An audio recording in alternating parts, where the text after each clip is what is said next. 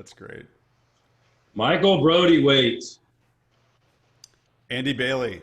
Man, it's so good to have you here today. Let's see. Let me see. Participants, attendees are filling in the room.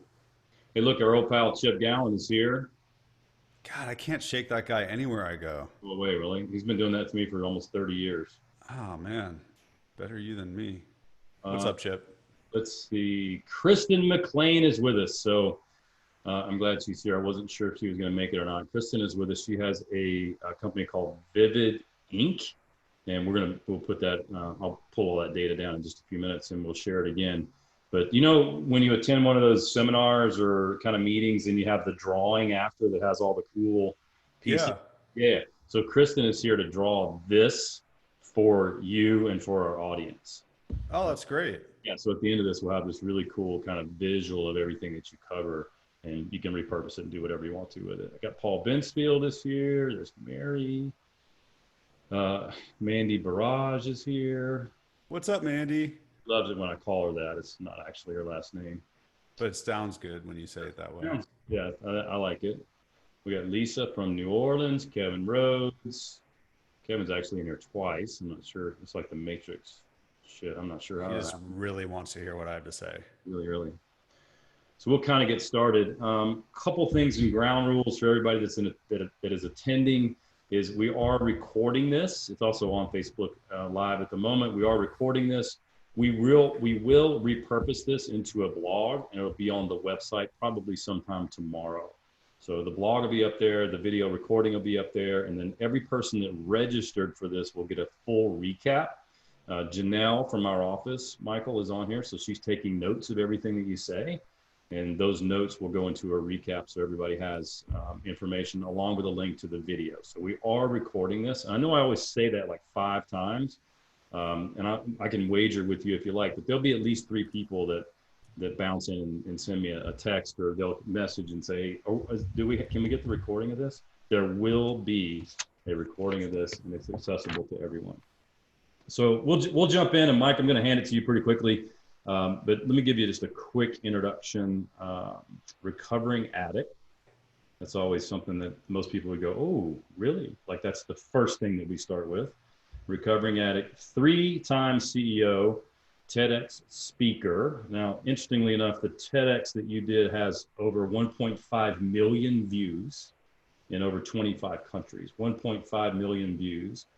That's more views than Morgan Stanley has on her TikTok account, which is pretty crazy. So big time exposure. Inc. 500 founder. Maybe we could talk a little bit about InQuicker and some of those days, which is where we first met. Founder and on a mission to revolutionize the rules of leadership. And the one bullet I wanted to point out, because this is something I'm really looking forward to hearing more about, is saying yes when you could say no. Exhausting yourself and wasting time on commitments that you didn't need or possibly didn't even want. So as we all listen to the messages today, that's the one I'm going to be digging into because I find myself in that particular area from time to time. You said you did have a copy of your book there? Yes, I do. Awesome. So Great Leaders Live Like Drug Addicts. And you can find that book at www.greatleaderbook.com, greatleaderbook.com. We'll put all these links in the recap on the website and so forth. Please go buy that book. I know as an author myself, you know, we need to cover the cost of our books. Books are expensive to get done. So please go buy one of these books. Michael, I'm going to turn it over to you. You've got the next 4 hours all to yourself. So do whatever you want. Well, I have 5 hours of material, so I don't know how to fit it in, but I'll work through it. No, actually, so thank you so much for having me, Andy. Andy, I've had the great fortune of working with Petra Coach twice, with Andy back starting in 2012 or 11 directly, and then with Chip. And I would say that anybody that's part of the Petra universe, you have invested in something that will help you grow your business in ways you couldn't dream. So it's an honor to be a part of this universe yet again. So I'm going to introduce myself the way I always do, even though Andy said it, by saying, hi, I'm Mike and I'm a drug addict. And 18 years ago, my daily habit was to use drugs and alcohol from the minute I woke up to the minute I passed out at night. All I wanted to do was to get and stay high. The only money I had was what I could steal from my friends. I was kicked out of school. I was kicked out of my job. I was kicked out of my house. My car was repossessed, and I was throwing up blood at the age of 23. I did not believe that I would see my 30th birthday, let alone my 25th. And saying this every time I know is weird, but I believe that great leaders are like drug addicts. And the reason why is in my last 17 years, I've learned a thing or two about leadership, and I was grateful for the opening from Andy, but I spent 8 years as a leader at a Fortune 50 company. I'm the founder of an Inc. 500 company that became one of the fastest growing companies in America and was sold to a publicly traded company. I led a nonprofit that helped 2,000 entrepreneurs a year start or grow a business. Been a CEO, did the TED Talk, and author of the book. And I say all this because in my experience as a leader, what I have learned is that great leaders live like drug addicts. Now, when I say that, people go, what the heck are you saying, Mike? What the heck are you saying? So here's the deal. In my journey from being a homeless drug addict with no college degree to a successful leader, I have learned two things about leadership. Number one, the leaders that are supposedly great of today or in the past, to me, look a lot like addicts in active addiction. They are fixing, managing, and controlling perception at any cost to get what they want. And when I look at the great leaders that are emerging today and our great leaders of tomorrow, they will lead in a fundamentally different way, and the way they will lead will look like addicts in recovery. Now, this isn't the first time that anybody's talked to you guys about leadership. For the love of God, I was part of the Petra universe. I couldn't keep up with the book club. I got a book like every time I saw Andy, and I was both excited and sad because I was like so far behind. So this is not going to be the first time you've heard about great leadership. And I'm going to make this interactive, but here's what is new. Well, actually, I should also clarify. It's not the first time you've heard a drug addict tell his story or her story. But this is going to be the first time that anyone has ever taken the process, the system that millions of addicts around the world have been using for 80 years to recover, and applied it as a leadership system that can empower anyone to become truly great. And by the time I'm done, which will only be 20 or 30 minutes of talking and engagement with you, you will know the one thing that's holding you back, the one thing that is costing you 500 hours a year, and you will be able to overcome it in just 1 minute a day. So make no mistake about it. You might have just signed up for a lunch and you just want to passively like consume content. That's cool. But you showed up to a freaking leadership intervention. When I got intervened on and I came into rehab, they told me that a head full of recovery would screw up my using. Well, I am here to screw up your leadership. And in order to do that, we're going to start the intervention, knowing that we're all virtual, by me asking everybody to please stand up. Now, I do have people that are checking in on your homes. I got your information. They're going to make sure that you're standing up. So make sure that you stand up. That goes for you too, Andy. I can see your video. So I want you guys to stand up, and I'm going to ask 4 questions. And when you answer yes, you can go ahead and sit down and type yes into the chat. So first question. You want them to type yes in the chat when they're ready? Type yes if the answer to my question is yes. Okay. In the last 30 days, have you said yes to something that you could say no to? If so, type yes into the chat and go ahead and take a seat. If in the last 30 days you've hit a weakness, type yes into the chat and take a seat. If in the last 30 days you've avoided a difficult conversation, type yes into the chat and take a seat. And if in the last 30 days, out of fear, you held back your unique perspective, go ahead and type yes into the chat and take a seat. Now you see all the yeses pouring in. And when I do a talk like this, it's for a room of 20 people, 200 or 2,000, 4 questions, just 4 questions, and everybody is seated. And that's because we as leaders perform these actions all the time. And when I think of these actions, what I call them are masks, because we're hiding our true self. Now, an important clarification. Leaders for thousands of years have been teaching others that they need to hide their vulnerabilities, their imperfections, their weaknesses in order to be successful. And I've called that a mask for the last 3 years. And I find myself at an interesting time launching a book about taking off the mask in a pandemic when everybody should be putting one on, or there's a conversation around whether we should be putting one on. So I'm not talking about a physical mask. I have physical masks. I'm talking about when I went into rehab, they made me put on a mask, create a physical mask that represented my disease of addiction. And so philosophically is our leaders hide their vulnerabilities and their weaknesses and their fears and their insecurities. They teach the world that we need to do the same in order to be successful. And there is a reckoning, because when leaders do that, it is the same thing as when you look at an addict in active addiction using the drugs. When they are using the mask, they're just like an addict. They're just chasing success instead of a high. And it's possible to go from wearing a mask to living and leading mask free. But it requires that you lead like your life depends on it. And so what do I mean by that? First of all, it's identifying what mask is holding you back. And so by the end of my talk here, you will have access to an assessment that in 5 minutes will tell you what mask is holding you back. I'm going to give you a 1-minute action that is similar to what recovering drug addicts do that will save you 24 hours of time. And I'm going to teach you the system that addicts use to recover and that can allow any leader to live and lead mask free. And as is true with any intervention, we need to start with the problem. And so I've worked with big brands like Google and Dell and HCA and Global Payments and nonprofits and startups. I have assessed over 1,000 leaders from CEO to mailroom to classroom to living room. And there are just 4 masks that are holding back every individual team and organization.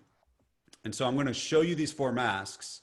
And when I show you one that you relate to, where you go, man, that one's impacting me, I want you to type me into the chat, because we're going to see all the people that can relate. So the first one is saying yes when you could say no. So you already know what the masks are. I already had you stand up for them. Type me into the chat if you say yes when you could say no. So why do we do this? We're scared of what people will think. We're scared of FOMO. We're scared of job security. We're scared we're going to hurt people's feelings.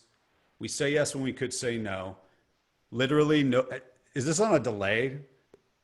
I want you to type me into the chat. There we go. Thank you, Catherine. All right. Only one person. Everybody else. Well, it's because you work with Petra, coach. You're good at saying no. Well, here's some So, all right. So here's the deal. We found this stat. Workers spend 31 hours each month in unnecessary meetings. Right there, 500 hours that we're talking about that masks rob you, or the 500 hours that masks cost you. Just in saying yes when you could say no, we've identified 360 of those hours. Now, the second mask, hiding a weakness.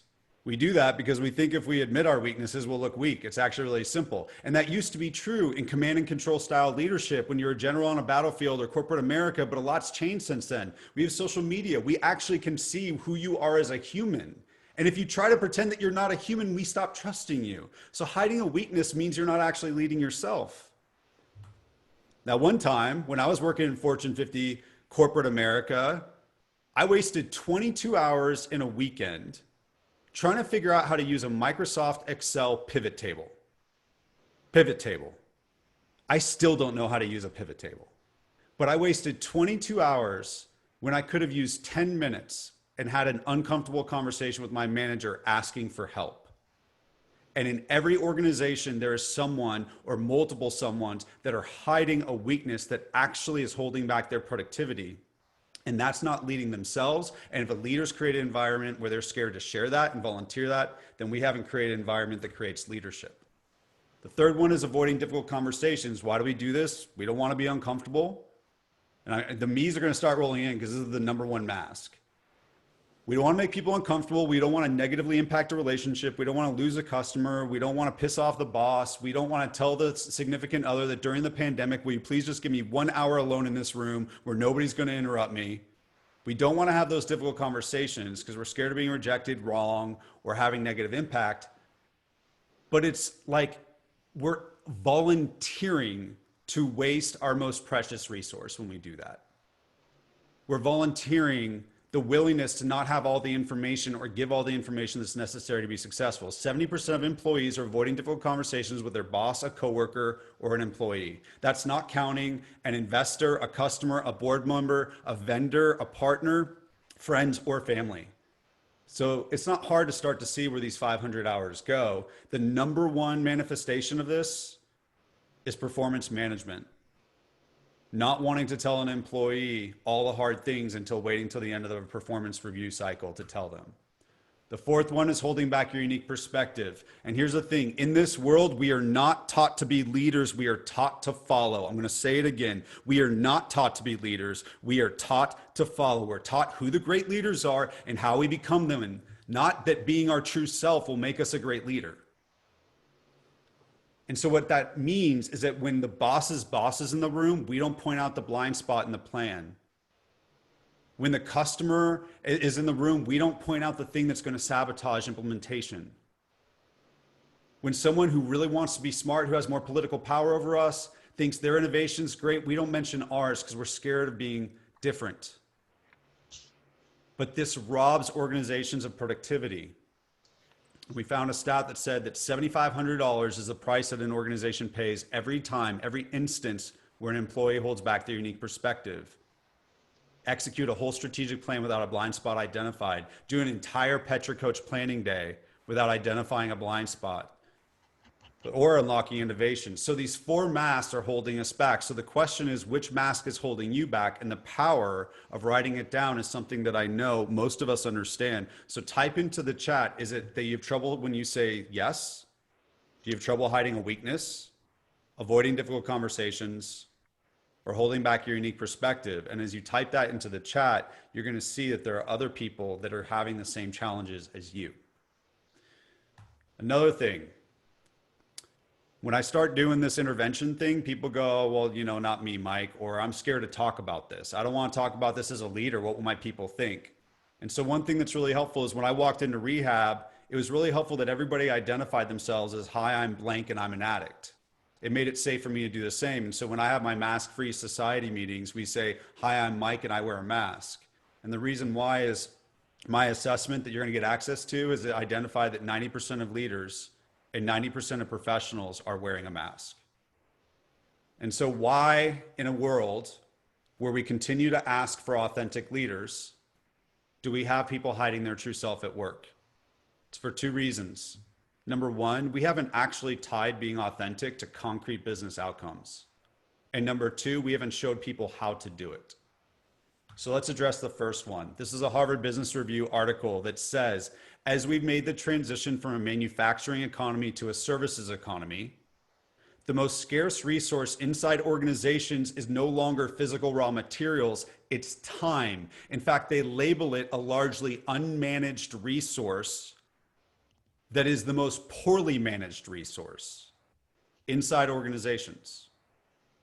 Well, if you have a bunch of people saying yes when they could say no, hiding a weakness, avoiding difficult conversations, holding back their unique perspective, or just doing one of those, it's not hard to imagine how we end up having 7 meetings about something instead of having one really difficult meeting. And so if you can be in the 10% that masters living and leading mask-free, you can gain a competitive advantage. Now, the second thing, the how. I'm going to show you mask-free system, but I hate when people do like a talk and it's all inspiration. You don't know what you're going to go do next and nothing actually changes. So I'm going to give you a really simple thing that you can do. Go take the assessment. I'm going to show you something about the assessment in a second. It's 5 minutes. Identify which of the 4 masks is the one that's holding you back, and go tell someone at work where telling them will scare you. So if you're a manager and you've got a team, I dare you, or double dare you, or whatever it takes to get you to do it, to go to them and say, hey, I avoid difficult conversations.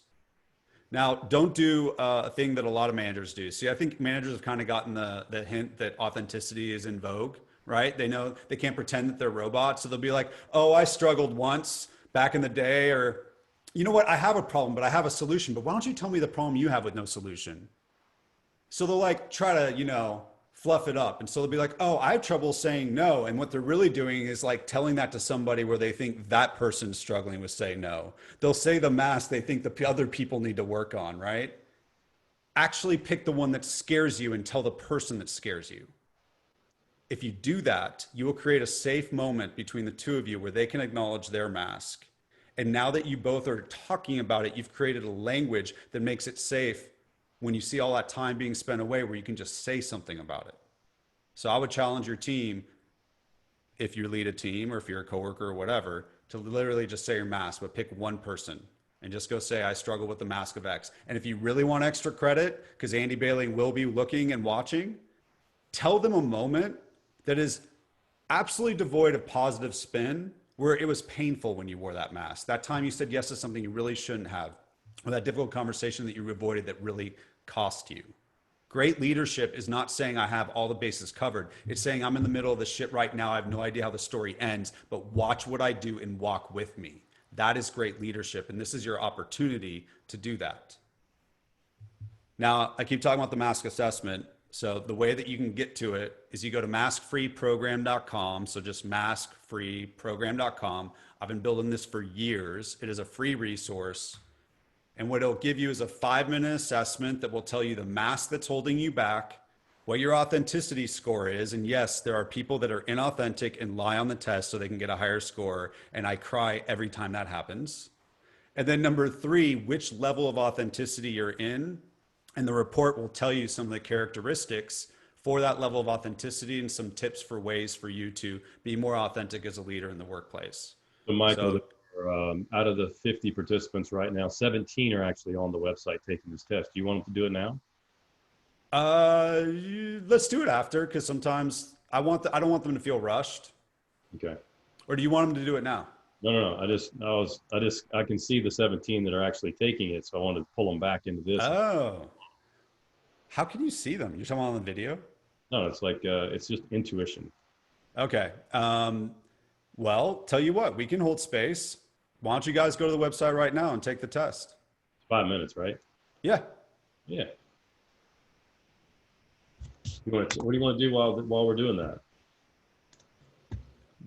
Jennifer's like, haha, guilty. You are tricky, Andy. Oh, wow. So here's what we could do. We could take it too. That's what I'm going to do. Yeah, but I mean, like, I could actually pull it up and do it in front of everybody. Make Andy take his live. Oh, yeah, that's much better. Andy, take yours live. Who is that? Leah, you want to talk about your results that you texted me with a little while ago? I am COVID free. When is that? When is your test? When I get back from the beach. Create an account. You got to create an account, Michael. Yep.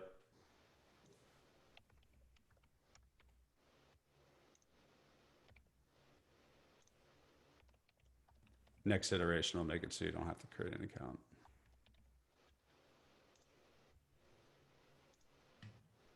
All right, taking the test. Are you going to share your screen? You want me to share it? Yeah, we want to see the answers.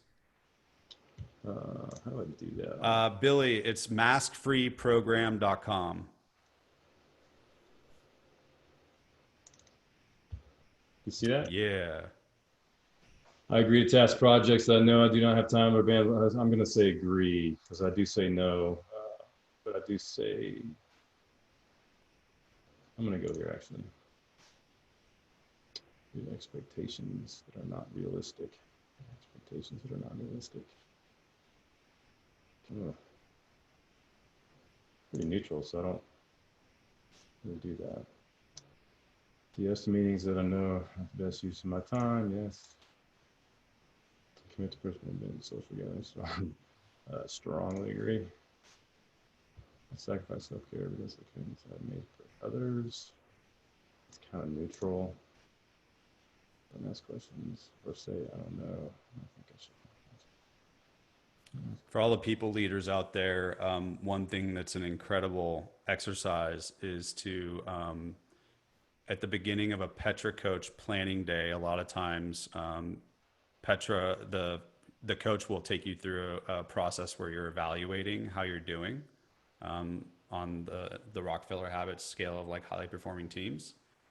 And so one really powerful thing is to go through the process of taking this assessment individually, but also taking it as a team, as an organization, and voting on the answers.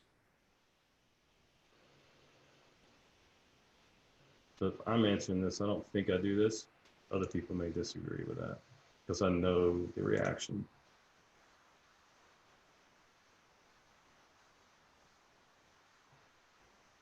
Maybe sometimes.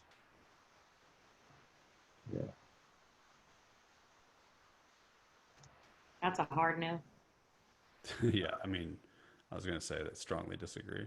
I think I could probably. Yeah.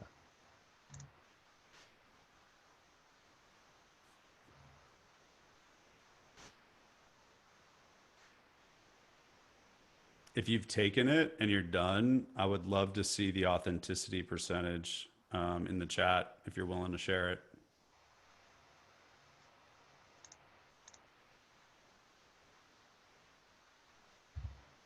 If you want to share your results and you don't want your name in, you can put it in the Q&A box and submit it anonymously. Just if we want to Oh, see a statistic and you want to own up to it, that's cool. Not being inauthentic there. that's the interesting thing about authenticity is there's actually a big difference between transparency and honesty and authenticity. Danielle, first through the door, 50%. Thank you for sharing that.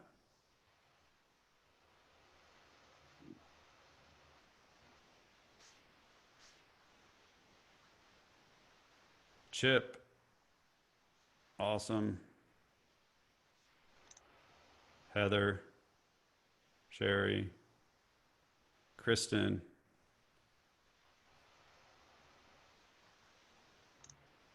TJ. Hey,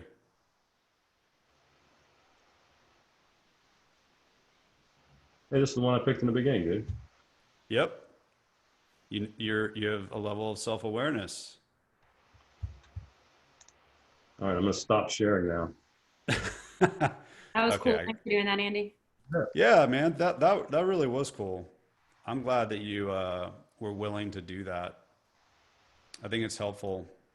Um, let's see. Let me get my stuff back up because now that we know you have a problem, what are we going to do about it, everybody? That's next. Let's see. Small incremental steps. Is this showing right for you guys? We're all good.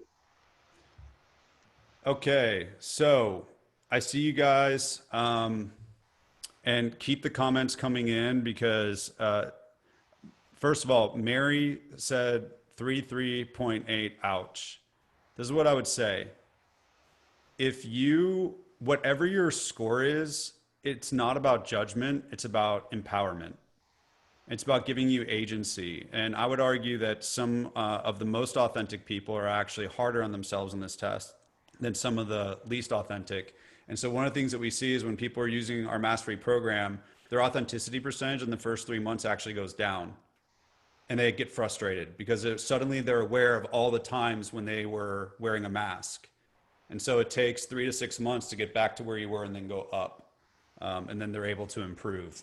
But our goal for people is 10% a year. This is really hard stuff. And so to kind of go into why it's so hard and why I believe that great leaders do what drug addicts do, it's important that we acknowledge that when we're dealing with addiction, so if you are in the audience right now, there's a 50% chance that you have a friend or family member that is an addict. So if you're willing to type addict into the chat, that can be really powerful.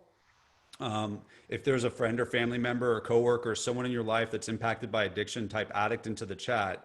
And if you have an addict in your life, you know that you can tell an addict to stop doing what they're doing until you are blue in the face and they will not stop.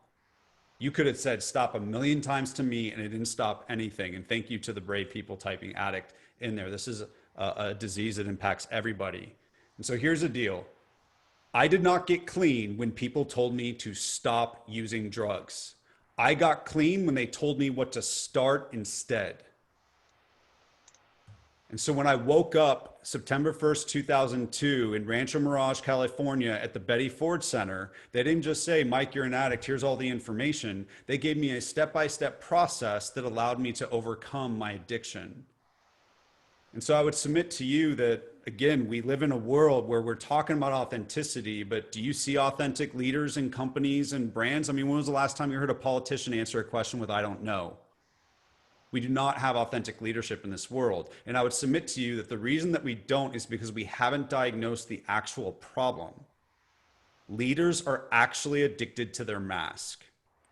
As a result, by the age of 4, 90% of children learn how to lie and do. We all learn how to wear a mask and we become addicted to it. And so the reason that we don't have authentic leadership is because we keep telling leaders to stop being inauthentic, stop lying and hiding, stop holding back the truth. When what we need to be telling them is what to start instead, but there isn't a start for mask recovery until now. Using the principles that I learned at Betty Ford and in a 12-step program for the last 17 years, we've created a system that can help leaders live and lead mask-free and increase their authenticity percentage. And it's all based on 3 principles. And the first principle is practice rigorous authenticity. This is what I learned in recovery. These are all words that we know. But authenticity is not referring to that one moment that you kept it real when it was safe. It's being true to ourselves in word and action, no matter the cost. It's all the time. And that's not easy. And the way that we practice rigorous authenticity is we identify what mask we're wearing. In order to take it off, though, we must learn how to surrender the outcome. This is something that leaders are not taught. We're taught to obsess over outcomes, that we're responsible for outcomes. But recovering addicts are taught something completely different. They are hardwired to obsessively control outcomes too. And so they have to learn systematically, like muscle memory, how to surrender the outcome. I think we've all seen somebody that's wasting a tremendous amount of energy focusing on the things that they can't control at the expense of the things that they can. A salesperson arguing about their quota or their territory or the product instead of the one making calls. We've all seen this.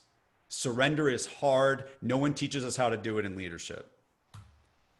Doing uncomfortable work is the third thing. Now, I usually get people that say, I know how to do uncomfortable work. Most people think they do, but they don't. We are taught how to do smart and hard work that's physical and intellectual, but uncomfortable work is emotional. It's literally a physical sensation in our body that deters us from taking action that we know we need to take that's good for us.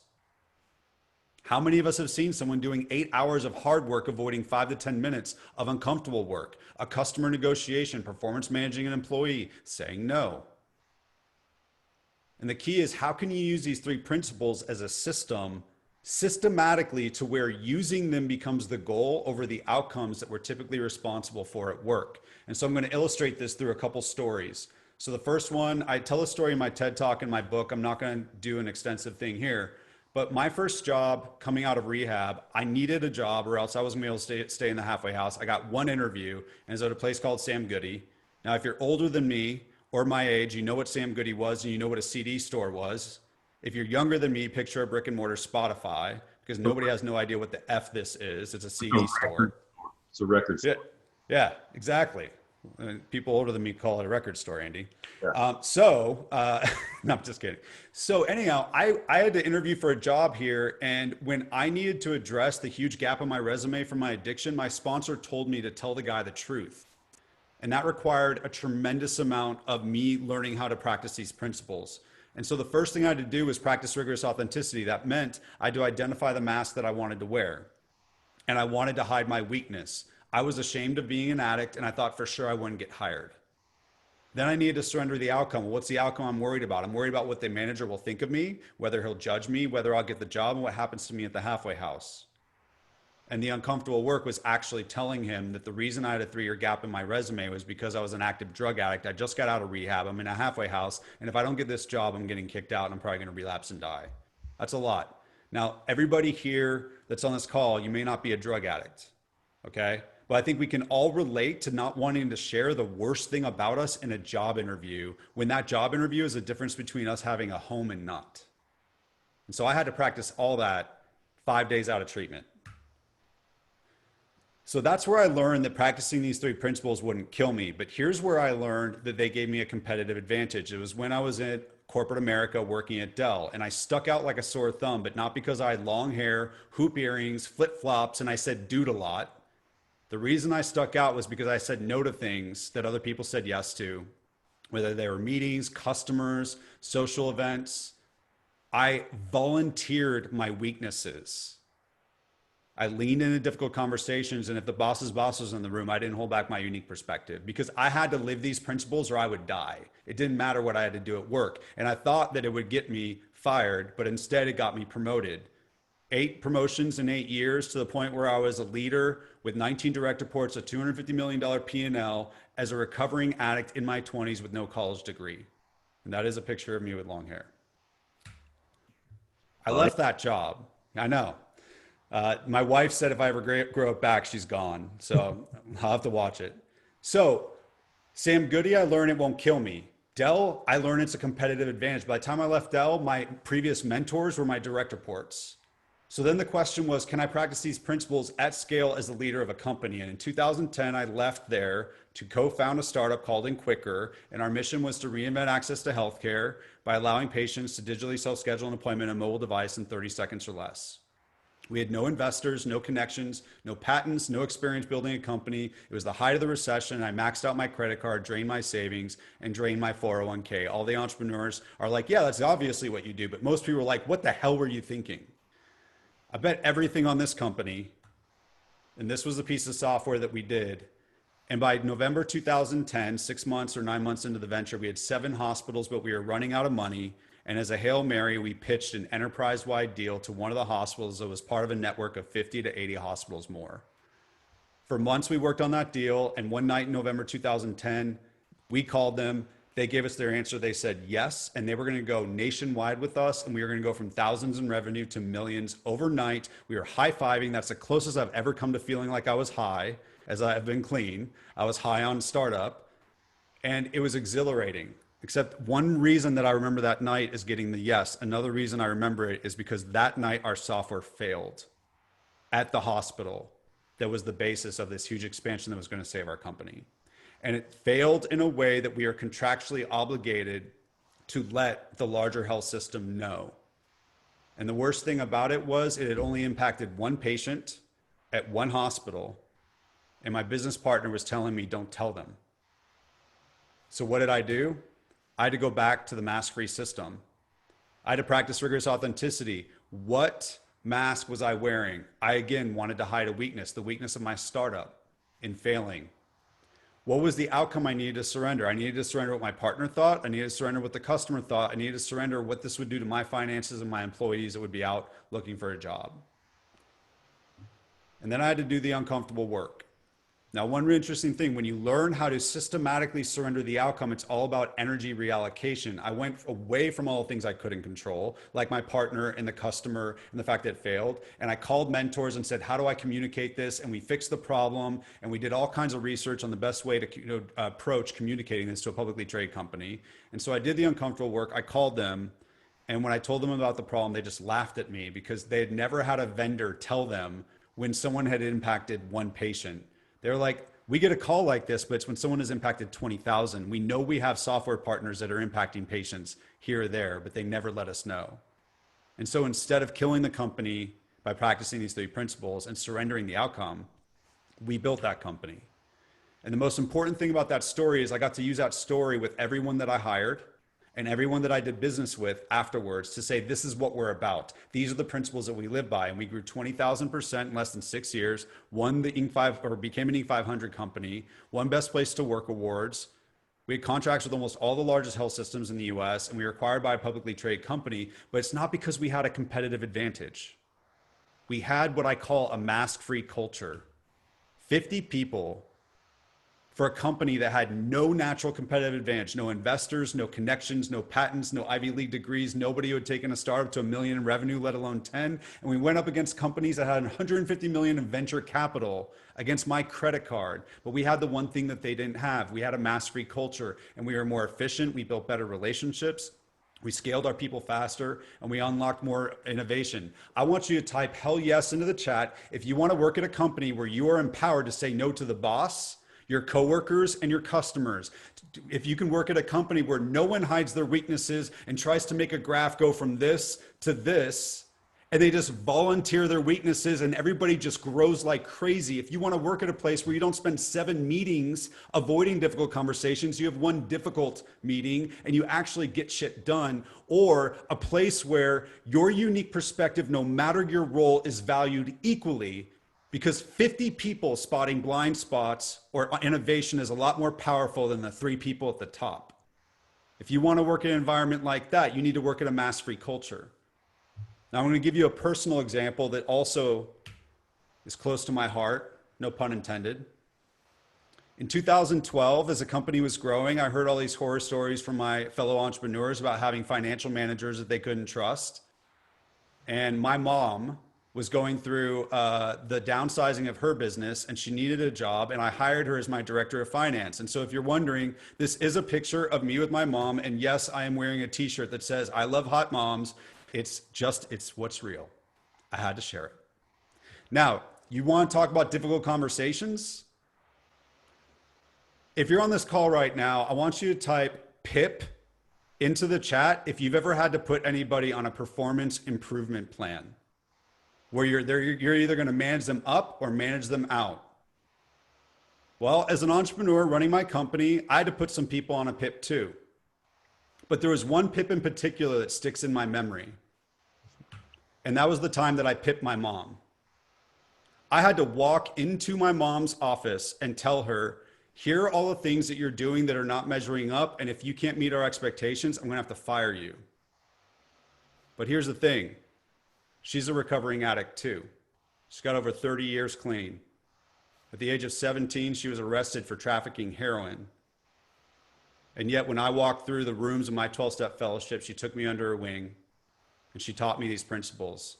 And so not only did she scale because she was able to surrender the outcome and do uncomfortable work, but she also was somebody that helped lead this that you're experiencing right now, the writing of the book and everything that I'm doing. Speaking of the book, writing my book, I couldn't stop obsessing over what you would think of me. And so I wrote a version of the book that I sat there one night with a copy in my hand and I turned to my wife and I said, I hate my fucking book. This book sucks. And so I had to rewrite it because I was trying to write the book that people would think is impressive as opposed to the book that I wanted to write. And as a result, there is a chapter that is the last chapter in the book called A Tale of Two Divorces, where instead of writing a book that has 7 chapters of how you're going to change your life by living and leading mask free and ending with a chapter of how you can do it. I got a Ferrari Testarossa. You can get a Ferrari Testarossa. Everybody gets a Ferrari Testarossa and it's all perfect and just do what I tell you to do. I decided to end my book by telling you about the year where I got divorced from my wife, my business partner, how to sell my business, and I stopped doing everything that I preach in the book. And now it's my favorite chapter, and it's a lot of people's favorite chapter too. And so I didn't hold back my unique perspective. And so the question is mask addiction holding your team back? Do you agree that you can reclaim 500 hours if you learn how to say no, share weaknesses, have difficult conversations, share unique perspective? And I know just by saying this, you're going to say, well, that sounds simple, Michael. Obviously, we're doing this. Well, there is a difference between simple and easy. And I learned that as a recovering addict. It's actually really simple. Don't fucking use drugs. Sorry for the swearing, but I'm a drug addict. I just hang out with people and we're happy we're not smoking crack, okay? Simple isn't easy. And you don't have to be a drug addict to know that. I want you to type yes into the chat if you're somebody that eats healthy, 3 meals a day, weekends and vacations, like you always eat healthy. Andy, you don't get to participate in this. We all know that you're like insane. I don't see anyone typing yes into the chat because it's simple, but it's not easy. Working out is simple, but not easy. Yes, I chose to index on all the things that Andy's good at. Simple, not easy is saving money instead of spending it. I'm a new father. I have a daughter. I'm about to have a new son. Staying off my phone around her is simple. It's not easy.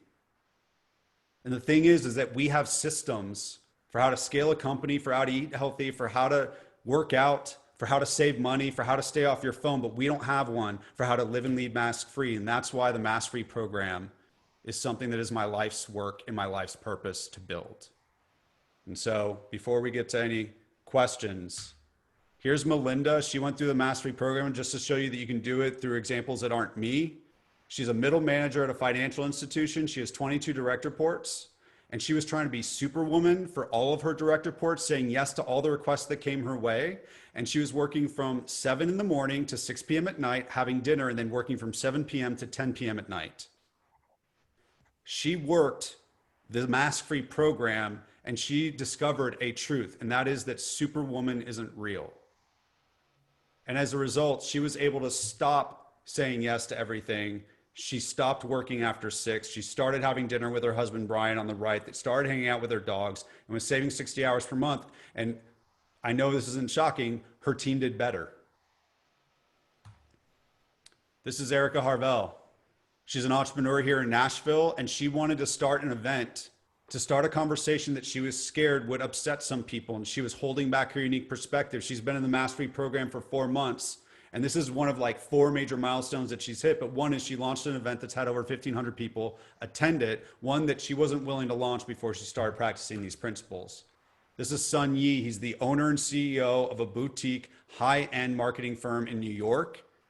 And by using these 3 principles, he saved $72,000 in a negotiation with a partner. And this is the executive team that's responsible for global marketing at Google. And I started taking them through this process right before one of their offsites. And they had 12 difficult conversations, and they walked out with a different strategy.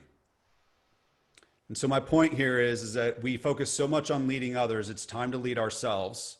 And the only way I know how to do that is by overcoming mask addiction through mask recovery. And so I'm going to close my talking part out here. I love this quote by E. E. Cummings: "To be nobody but yourself in a world which is doing its best day and night, personal and professional, to make you like everybody else means to fight the hardest battle which any human being can fight." And here's the most important part: and never stop fighting. Now, I know it's scary to share your weakness.